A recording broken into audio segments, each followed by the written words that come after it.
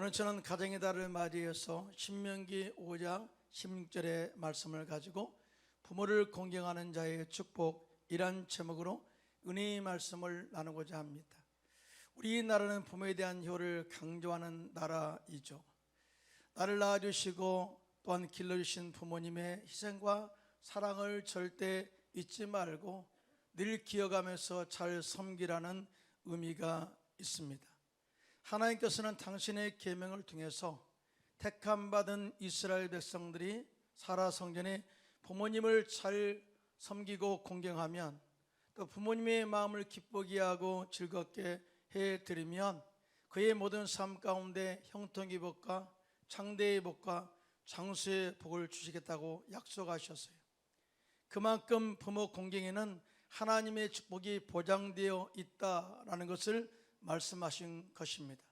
그러므로 우리들은 본문의 말씀을 잘 배워서 숙지하고, 또 우리가 지식으로 신앙생활하는 것이 아니라 부모 공경을 실천함으로써 하나님께서 약속하신 축복을 받아 누릴 때 천대 만대까지 그 축복의 가문으로 흘러가기를 예수님의 이름으로 축원합니다.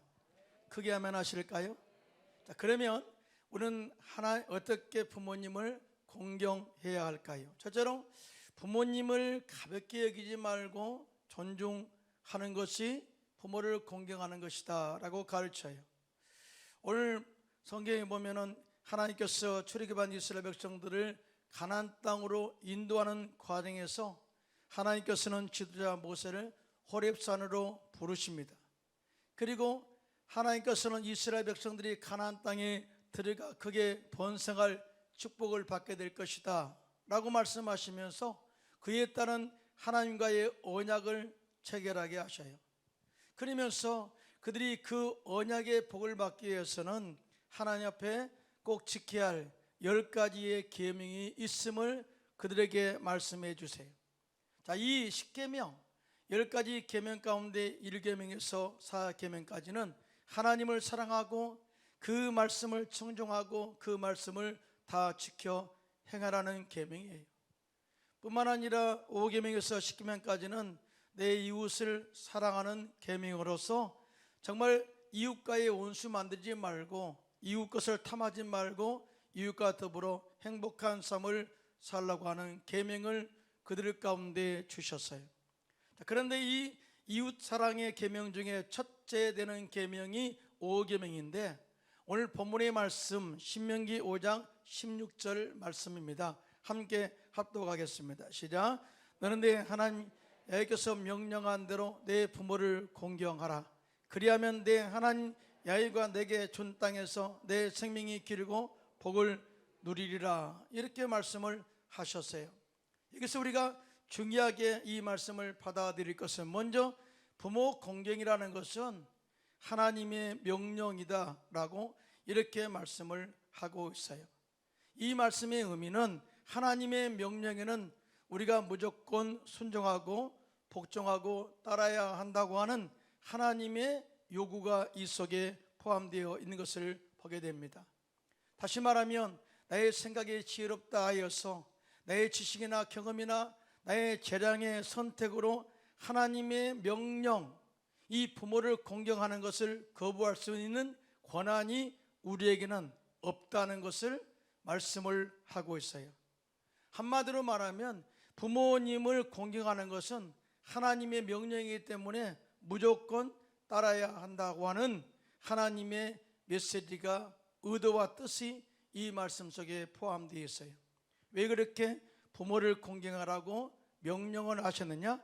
우리가 부모님을 공경하게 되면, 명령에 따라 순종하게 되면 이 땅에서 내 생명이 길고 하나님께서 너에게 준 축복의 약속들이 계속해서 이루어지고 그 영원히 누리게 될 것이라고 엄청난 축복을 약속하셨어요. 여러분 믿으시면 아멘 하시기 바랍니다. 그만큼 부모 공경이 정말 하나님의 복을 받는 축복의 통로가 되게 하시겠다고 말씀하신 것입니다. 자, 그러면 어떻게 부모님을 공경해야 하나님이 요구하시는 그런 원하심에 합당한 그런 부모 공경을 할 수가 있을까요? 먼저 부모님을 가볍게 여기지 말고 그를 존경하고 부모님을 존경하고 겸손하게 섬겨야 됨에 대해서 가르치고 있어요. 여러분, 공경이란 단 우리가 많이 들어보지만 공경의 그 어원을 한번 우리가 찾아보면 부모님을 어떻게 공경해야 될 것인가를 정확하게 알 수가 있는데요. 첫 번째, 이 공경이란 히브리어로 카베트라고 하는 단어예요. 이 카베트라고 하는 단어는 바로 가볍게 여기지 말라, 멸시하지 말라, 중요하게 여기고 존경하라는 의미를 가지고 사용되었어요. 그래서 여기서 내 부모를 공경하라고 하는 말은 내 부모를 가볍게 여기지 말고 절대 멸시하지 말고 또 중요하게 부모를 생각하고 그를 존중하면서 섬기라는 깊은 뜻이 있음을 우리가 알 수가 있습니다. 다른 말로 말하면 부모님을 부모님으로서 부모님답게 인정을 하며 존중하며 또 최선을 다하여 섬기라는 의미가 이 카베트라는 단어 속에 포함되어 있는 거예요. 우리가 부모님을 진심으로 존경하고 섬겨야 할 이유가 몇 가지가 있는데요. 첫째는 하나님은 부모님을 하나님의 대리자로 세우셔서 우리가 그 부모님을 섬기게 했어요. 그래서 우리는 하나님을 우리가 이 경외함으로 가볍게 여기지 않는 것처럼 부모님도 가볍게 여기지 말고 깊이 존중하며 섬기라고 그렇게 말씀을 하고 있는 것입니다. 시편 128편 1절로 2절을 보면 이렇습니다. 시작. 야훼를 경외하며 그의 길을 걷는 자마다 복이 있도다. 내가 내 손이 수고한 대로 먹을 것이라. 내가 복되고 형통하리로다. 야훼를 경외하면 내 손이 수고한 대로 먹게 될 것이고 복되고 형통할 것이다. 또 이와 같이 하나님을 경외하는 자는 시온의 복이 임하게 될 것이고 예루살렘의 번영의 복이 임하게 될 것이고 자식의 복이 이어져 가고 평강의 복이 임하게 될 것이다 라고 이렇게 약속을 하고 있어요. 즉 하나님을 경외함으로 이 주어지는 약속된 축복은 어마어마하다는 것이죠. 그런데 여기서 경외라는 말씀은 바로 하나님을 존경하고 우러러 보는 것을 그렇게 경외라고 해석을 하고 있어요. 이와 같이 하나님을 가볍게 여기지 않고 하나님을 하나님으로 인정하고 또 하나님을 존경하고 섬기면 어마어마한 하나님의 축복을 형통의 복을 약속하고 있어요. 그런데 오늘 본문에 내가 내 부모를 가볍게 여기지 않고 부모를 부모님으로서 인정하고 겸손하게 섬기면서 또 그렇게 이 존중한다면 바로 내가 내 야훼가 내게 준 땅에서 생명이 길고 복을 누리게 될 것이다. 어마어마한 복을 동일하게 선포하고 있는 것을 보게 됩니다. 놀랍게도 부모님을 공경함으로 받게 될 이 약속된 축복의 말씀이 하나님을 경외함으로 받게 될 축복과 거의 동일하다는 것을 알 수가 있어요.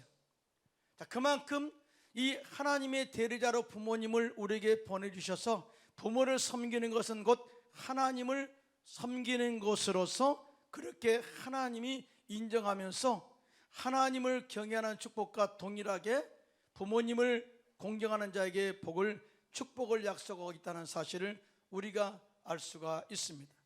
그러므로 우리는 부모 공경에 대해서 절대 이 말씀에 순종해서 섬김으로 말미암아서 하나님 약속된 축복을 영원히 받아 누리시기를 예수님의 이름으로 축원합니다.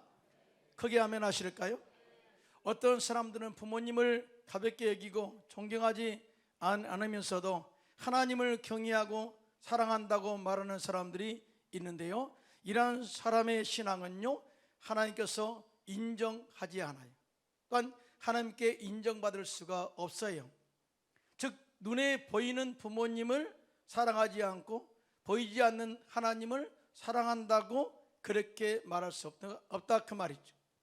사도 요한은 요한일서 4장 20절에 이렇게 말씀합니다. 시작. 누구든지 하나님을 사랑하노라 하고 그 형제를 미워하면 이는 거짓말하는 자니 보는 바 그 형제를 사랑하지 아니하는 자는 보지 못하는 바 하나님을 사랑할 수 없느니라. 여러분 크게 한번 아멘 하실까요? 그러므로 이와 같이 하나님께서 우리에게 부모를 주셔서 부모를 존경하고 섬기게 하여서 하나님 약속된 복을 받아 누리게 함으로써 하나님 아버지를 만나는 은혜와 축복을 체험하게 하셨음을 알 수가 있습니다. 그래서 우리가 명령으로 내 부모를 공경하라, 그렇게 말씀을 하신 거예요. 둘째로 우리는 부모님으로부터 생명을 받았기 때문에 부모님을 가볍게 여기지 말고 부모님을 섬기며 존경해야 한다고 가르쳐요. 최근 결혼 연령이 늦어지면서 아이를 임신하는 가능성이 점차 낮아지고 있는 것을 보게 됩니다.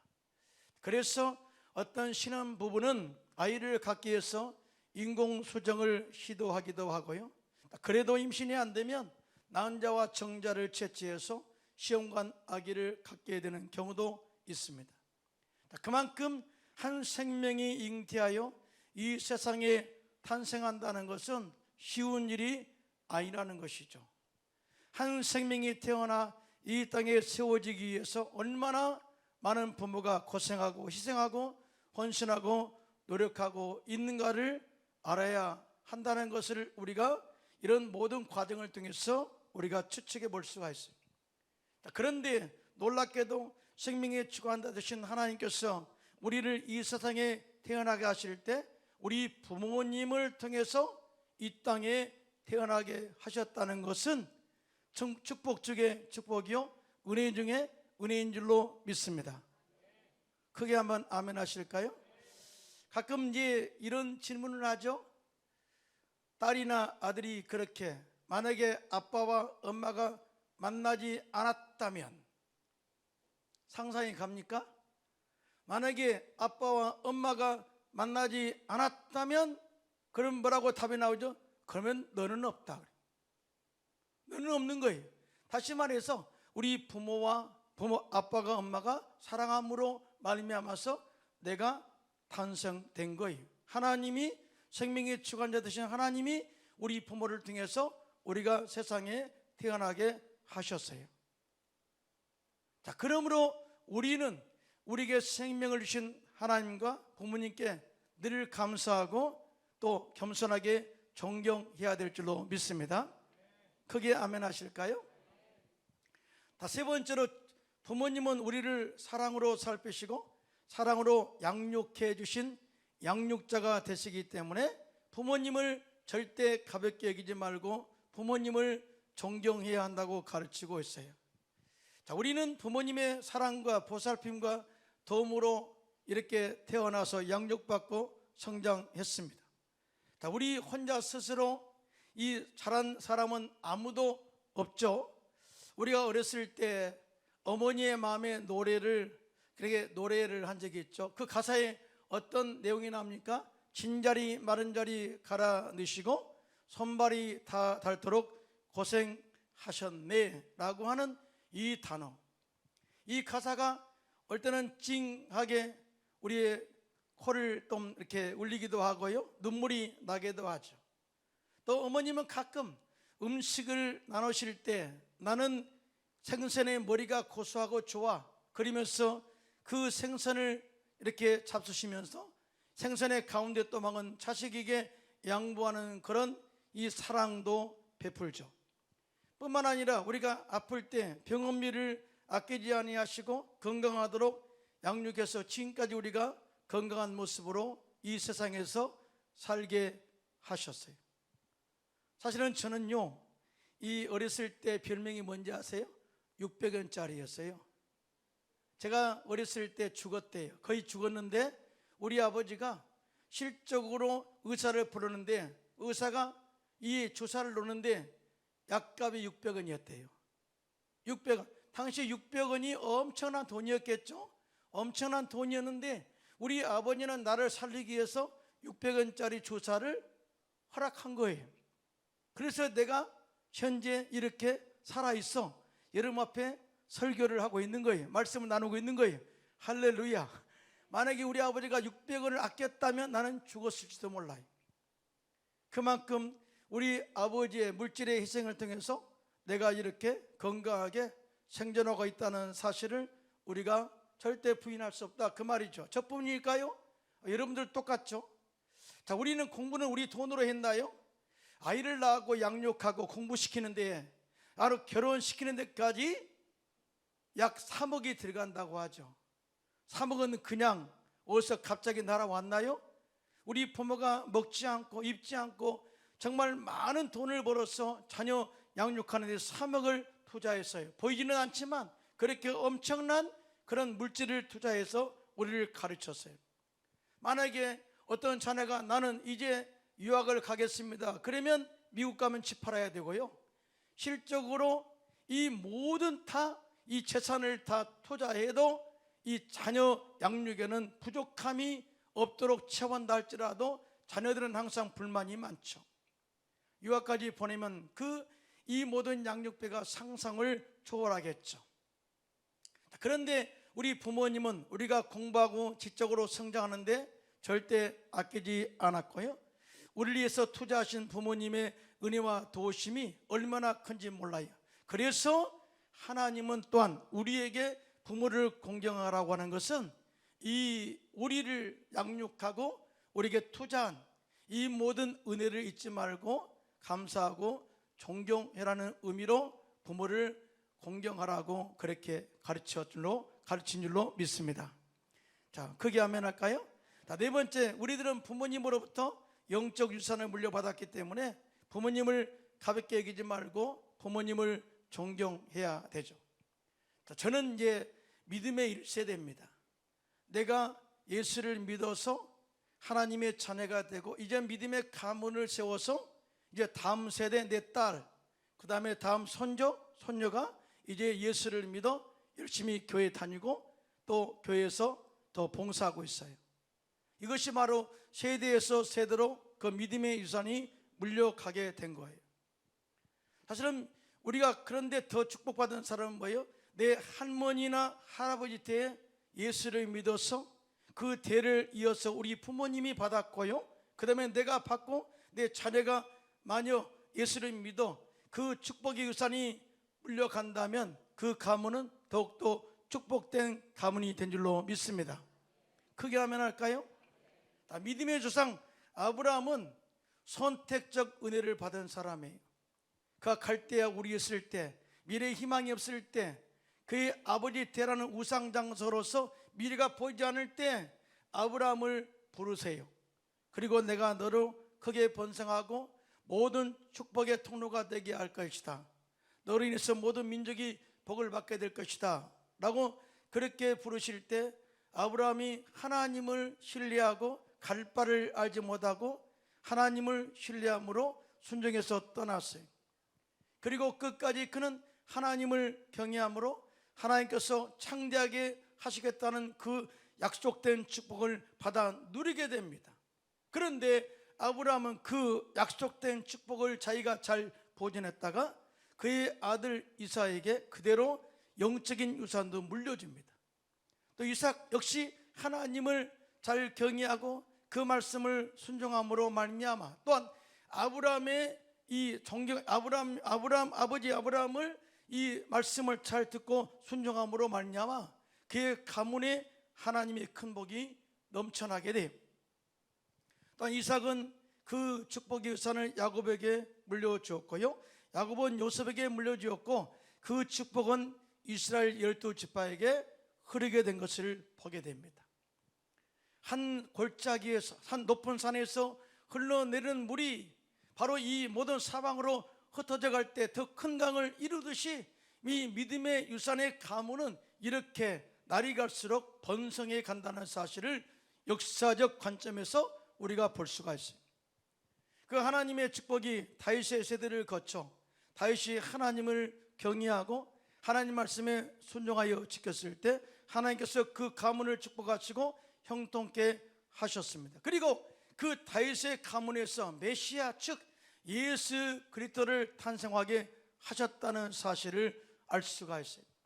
하나님의 아들 독생자 예수님이 이 땅에 다윗의 가문의 혈통으로 오셔서 십자가에서 마귀를 멸하시고 우리의 모든 죄와 허물을 다 용서하시고 저주를 끊으시고 아브라함의 복을 주셨어. 예수를 믿는 우리가 영혼이 잘된같이 범사가 잘되고 강건하게 받는 은혜의 삼중 축복을 받게 하셨습니다. 믿으시면 아멘 하시기 바랍니다. 자, 아브라함으로부터 시작된 그런 믿음의 유산이 이 아버지의 대를 이어서 우리까지 임하게 되었다. 이것은 영적인 축복은 대를 이어서 세대에서 세대로 흐르게 되었다, 그 말이죠. 그러므로 우리는 예수님을 믿어 믿음의 가정을 이룬 사람으로서 우리가 아브라함처럼 하나님 아버지를 존경하고 잘 섬김으로써 하나님의 축복을 받고 그 축복을 세대에서 세대로 흘러 그 영적인 유산이 자녀들에게 영원히 흐르게 된다는 것을 삶으로 보여주시기를, 모델로 보여주시기를 예수님의 이름으로 축원합니다. 크게 아멘 하실까요? 자, 우리는 지금 이제 구약의 말씀을 함께 나누고 있어요. 그런데 신약에는 어떨까요? 과연 그 부모님을 공경하여 받을 축복이 구약에서 끝났다면 말을 할 수가 없겠죠. 그런데 사도 바울은 이 하나님의 약속된 축복이 신약에도 동일하게 적용된다는 사실을 그렇게 말씀을 하고 있어요. 이에 대해서 에베소 6장 1절로 3절입니다. 시작. 자녀들아, 주 안에서 너희 부모에게 순종하라. 이것이 옳으니라. 내 아버지와 어머니를 공경하라. 이것은 약속 있는 첫 계명이니 이로써 내가 잘되고 땅에서 장수하리라. 아멘. 그러므로 우리들은 우리 영적 아버지 하나님과 육적 아버지 부모님을 존경하고 잘 섬김으로써 범사가 형통하고 장수하는 복을 받아 누리시기를 예수님의 이름으로 축원합니다. 둘째로 우리는 부모님의 말씀을 경청하고 순종함으로 부모님을 공경하라고 가르치고 있어요. 자, 오늘 보면 내 부모를 공경하라. 첫 번째 의미는 그 말씀에 우리가 부모님을 가볍게 여기지 말고 그 다음에 그 존경하라는 의미로 쓰였다고 제가 설명을 드렸어요. 두 번째 의미는 내 부모의 말씀을 경청하고 그 부모의 말하는 것에 순종하라는 또 다른 의미가 있어요. 다시 말해서 부모님을 공경하는 사람은 부모의 말을 뜻을 알려고 경청한다. 그리고 그 말을 가슴에 품고 순종하는 것이 부모를 공경하는 것이다 라고 그렇게 설명을 하고 있어요. 근데 경청한다는 것은 그 말을 들으려고 귀를 기울인다는 의미가 있어요. 부모의 말씀에 귀를 기울이지 않고 집중하지 않으면 그 말씀이 절대 들려오지 않습니다. 안 들려서 안 들린 것이 아니라 들어도 관심이 없기 때문에 그의 말이 들려오지 않고 그의 말의 뜻을 이해할 수 없기 때문에 순종할 수가 없다, 그 말이에요. 여러분, 부모를 둔 아이, 아이를 둔 부모는요, 우리 아이가 울음소리를 듣고 우리 아이의 울음소리를 듣고 기저귀를 갈아달라는지 젖을 달라는지 다 알 수가 있어요. 그만큼 부모는 이 자녀가 우는 소리를 듣고 그 아이의 상태를 판단합니다. 뭘까 할까요? 관심이에요. 그만큼 아이가 어떻게 행동하고 어떻게 우는가에 따라서 그의 아이의 심정을 알아낸다, 그 말이죠. 그만큼 경청하고 집중한다, 그 말이거든요. 다 똑같은 거예요. 우리가 이 부모의 말씀을 순종하기 위해서는 이해해야 되는데 들으려고 경청할 때 들려오는 거예요. 성경에 보면은 레갑 사람의 가문을 소개하고 있는데, 레갑 사람의 가문이 하나님의 큰 복을 받아 대대에 그 축복이 이어가는 가문으로 소개를 하고 있어요. 그런데 이렇게 레갑 가문이 복을 받는 그런 비결은 뭐냐? 그 선조들의 말씀을 청종하고 경청하고 그 말씀에 순종했기 때문이다 라고 성경은 하나님이 친히 증언을 하고 있어요. 하나님께서 에레미야 선지자에게 임하여 이르시기를 너는 레갑 사람의 전에 집에 가서 그들을 야곱의 집 한 방으로 데려다가 그들에게 포도주를 마시게 하라, 그렇게 명하셨어요. 그래서 레갑 사람들을 야의 집 한 방에 모이게 했습니다. 그리고 에레미야 선지자는 하나님의 명령에 따라 레갑 사람의 후손들 앞에 포도주가 가득한 종지와 술잔을 놓고 이 포도주를 마시라, 이렇게 권했어요. 자, 그런데 여기서 그들의 대답이 이렇습니다. 자, 우리는 포도주를 마시지 아니하겠노라. 레갑의 아들 우리 선조 요나답이 우리에게 명령하여 이르기를 너희와 너희의 자손은 영원히 포도주를 마시지 말며 너희가 집도 짓지 말며 파종도 하지 말며 포도원을 소유하지 말고 너희는 평생 동안 장막에 살아라. 장막에 살아라. 다시 말해서 선택된 하나님의 종으로서 살라. 장막이라는 것은 텐트라는 의미도 있지만은 이 유랑민처럼 살라는 의미도 있지만은 하나님의 성전 장막에서 살아, 하나님을 섬기면서 살아라, 그런 의미로도 해석할 수가 있어요. 자, 그리하면 너희가 머물러 사는 땅에서 내 생명의 길이라, 그렇게 하였으므로 우리가 레갑 아들 우리 선조 요나답이 우리에게 명령한 모든 말을 순종하여 우리와 우리 아내와 자녀가 평생 동안 포도주를 마시지 아니하며 살 집도 짓지 아니하며 포도원이나 밭이나 종자도 가지지 아니하고 장막에 살면서 우리 선조 요나답이 우리에게 명령한 대로 다 지켜 행하였노라 하고 에레미야 선지자에게 대답을 합니다.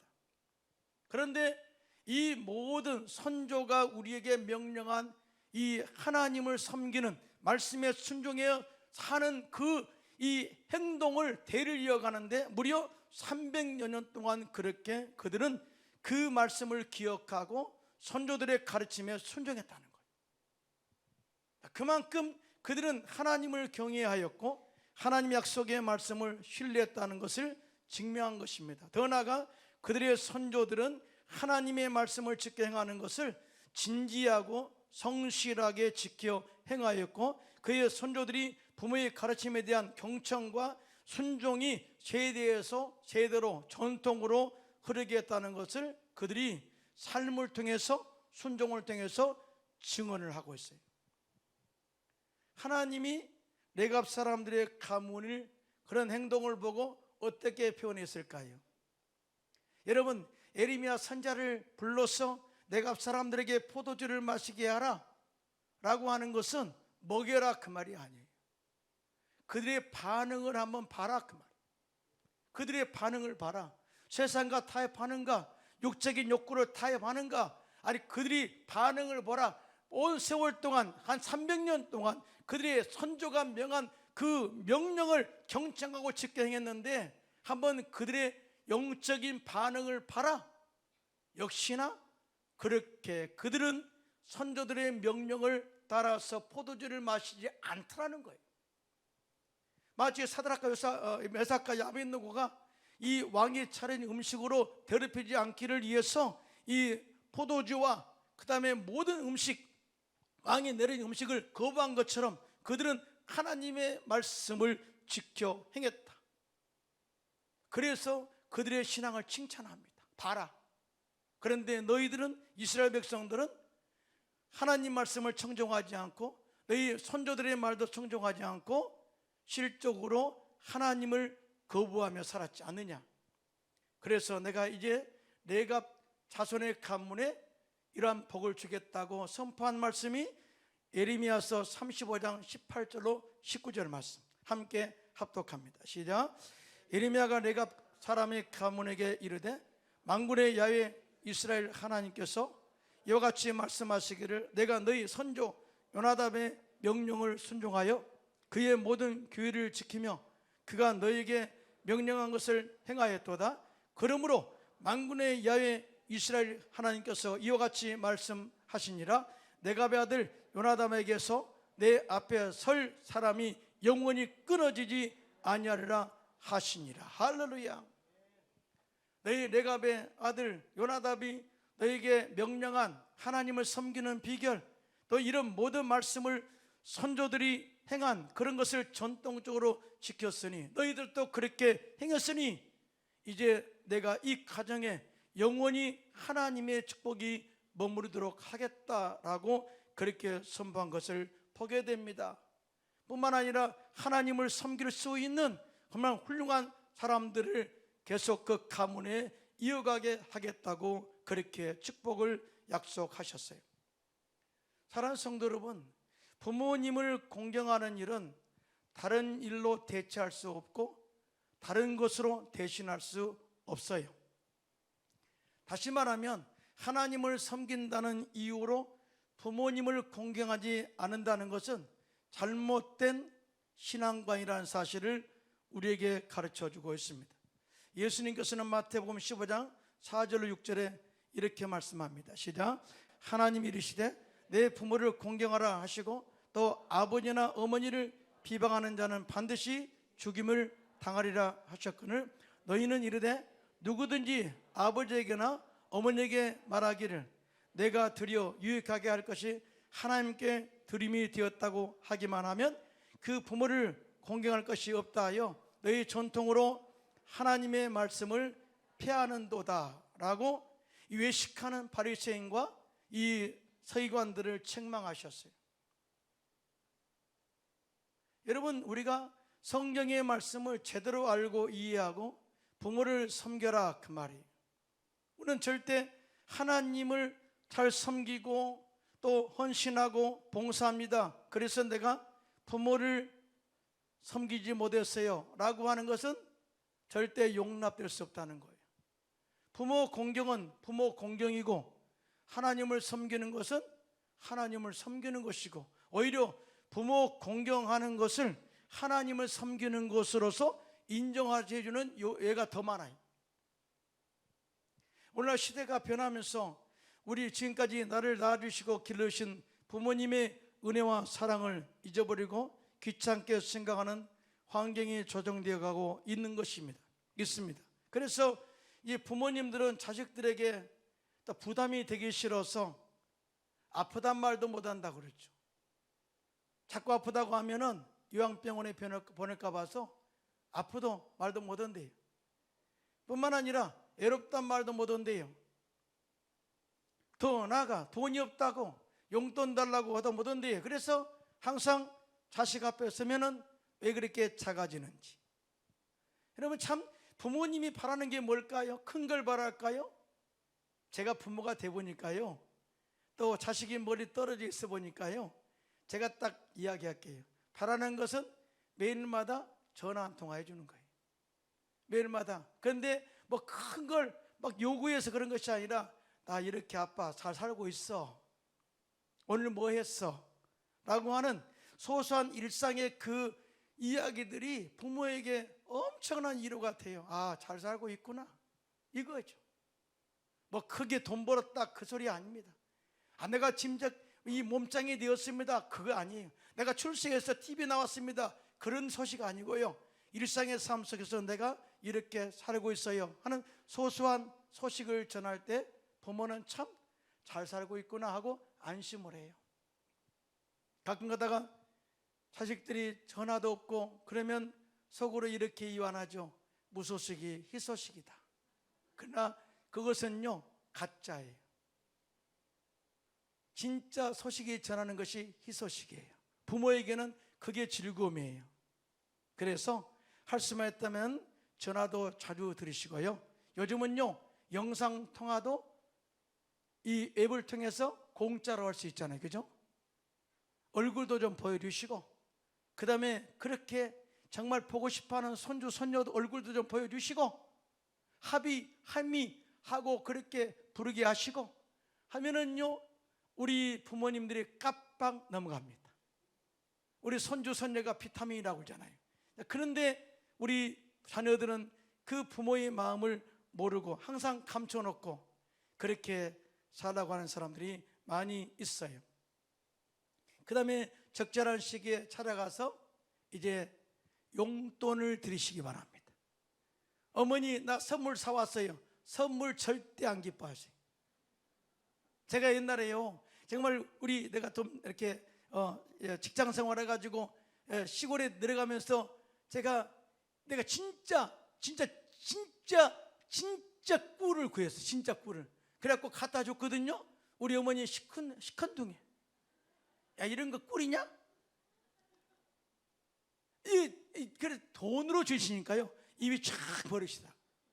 여러분, 부모는요, 이 선물보다는 다 취향이 다르니까요. 취향이 다르니까 현찰로 주시는 게 부모님을 기쁘게 하고 즐겁게 하는 거예요. 현찰, 그것도 빳빳한 돈을 은행에서 바꿔가지고 한번 줘보세요. 그러면 우리 부모님이 깜빡 넘어갑니다. 자주 와라 그래요.